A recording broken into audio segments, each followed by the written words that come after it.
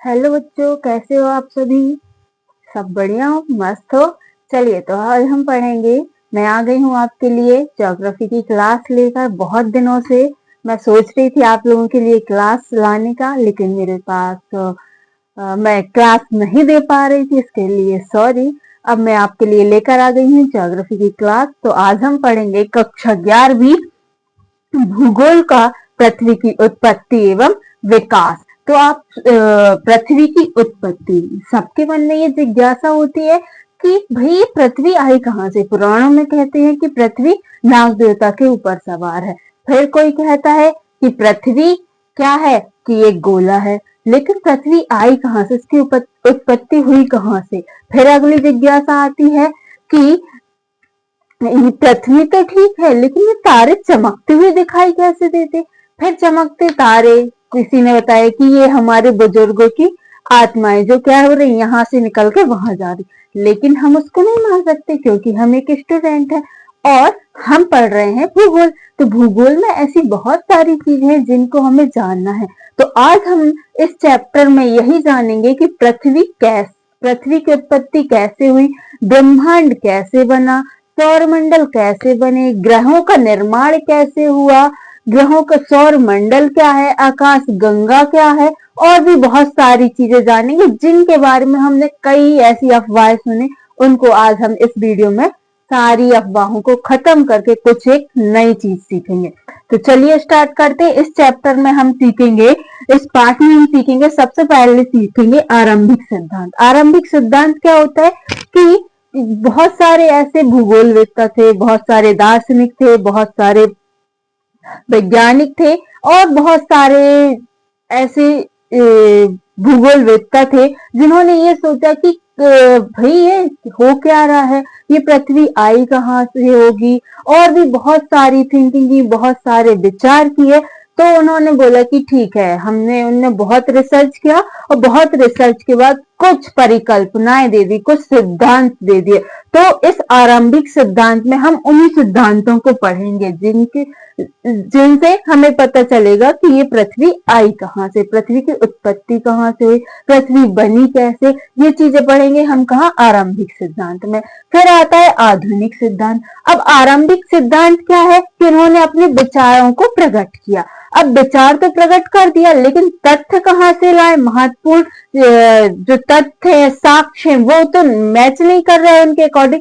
तो उसके लिए हम किसको पढ़ेंगे, आधुनिक सिद्धांतों को पढ़ेंगे कि भाई साक्ष्य भी है, तथ्य भी है, और हमें एक्चुअल में लगना भी चाहिए कि हाँ पृथ्वी बनी, उसके महत्वपूर्ण साक्ष्य भी तो मिलने चाहिए। तो उसके लिए हम पढ़ेंगे आधुनिक सिद्धांत को। फिर आता है तारों का निर्माण। इसके बाद हम पढ़ेंगे कि ठीक है, ग्रह बन गए हमारे, हमने ग्रह को ढूंढ लिया, विचारों के तथ्य ढूंढ लिए। अब इसके बाद हम देखेंगे कि तारों का निर्माण कैसे हुआ, तारे कैसे बने, कैसे वो हमें चमकते हुए दिखाई देते हैं। फिर इसके बाद आता है ग्रहों का निर्माण। इसके बाद तारों के निर्माण के बाद हम पढ़ेंगे कि ग्रहों का निर्माण कैसे हुआ, क्यों ही हमारे सौरमंडल में 8 ग्रह हैं, सौरमंडल क्या होता है, और क्यों पृथ्वी उनके चारों ओर घूम रही है। पृथ्वी घूम रही, अपने अक्ष में भी घूम रही, क्यों घूम रही, ये हर चीज हम कहाँ पढ़ेंगे, ग्रहों के निर्माण में पढ़ेंगे। फिर आता है पृथ्वी का उद्भव, कि पृथ्वी का उद्भव कैसे हुआ। ग्रह तो बन गए, पृथ्वी का नाम कैसे, पृथ्वी का उद्भव कैसे हुआ, पृथ्वी पर जीवन कैसे आया, और यहाँ पे स्थल मंडल का विकास कैसे हुआ, जीव यहाँ पे कैसे आए, कैसे रहने लगे, और इनका धीरे धीरे कैसे विकास हुआ। फिर पृथ्वी पर वायुमंडल कैसे आया, जिससे इतनी सारी गैसेस जो हम आज पढ़ते हैं वो कैसे आई। फिर जल मंडल का विकास कैसे हुआ, जल मंडल कैसे बना, है ना, महासागर वगैरह कैसे आए। तो ये सब चीजें हम कहाँ पर पढ़ेंगे, इस चैप्टर में पढ़ेंगे, इस क्लास में पढ़ेंगे। साथ ही साथ इस क्लास में हम देखेंगे कि एनसीईआरटी के प्रश्न उत्तर जो हमारी बुक में, बहुत सारे बच्चे परेशान होते कि मैडम आपने तो चैप्टर पढ़ा दिया, लेकिन हमें क्वेश्चन आंसर कौन बताएगा, उसके लिए हमें दिग्दर्शिका खरीदनी पड़ेगी। तो उसकी भी टेंशन खत्म। मैं लेकर आई हूं आपके लिए एनसीईआरटी प्रश्न उत्तर, मतलब कि चैप्टर के बाद आपको मिलेंगे एनसीईआरटी के प्रश्न उत्तर।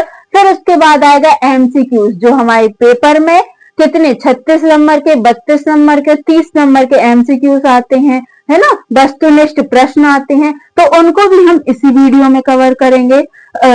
फिर उसके बाद आता है सबसे महत्वपूर्ण प्रश्नोत्तर, कि परीक्षाओं में कौन से प्रश्नोत्तर आएंगे और कौन से नहीं आएंगे, और कौन सी चीज है जो हमें इस चैप्टर में पढ़नी है और कौन सी चीज है जो हमें नहीं पढ़नी, जिनको छोड़ दो। बहुत सारे बच्चे क्या होते हैं कि बस पढ़ते जाते, तो हमें पढ़ते नहीं जाना है। हमें उन चीजों को एनालिसिस करना है कि हमें क्या चीज पढ़नी है और क्या चीज छोड़नी, कितनी हमारी परीक्षा के लिए जरूरी है और कितनी जरूरी नहीं है। तो ये सारे वीडियो लेकर आ रही हूं मैं आपको। भूगोल का पाठ पढ़ाने, कौन सा, पृथ्वी की उत्पत्ति एवं विकास। तो मुझे देखते रहिएगा। मेरे नेक्स्ट वीडियो में आपको देखने की मिलेगी आरंभिक और आधुनिक सिद्धांत की ये है क्या, यहाँ पे किन किन सिद्धांतों, कौन कौन से भूगोलवेत्ता ने सिद्धांत दिए। तब तक के लिए bye bye, keep learning, keep watching, subscribe जरूर कीजिएगा। Bye bye.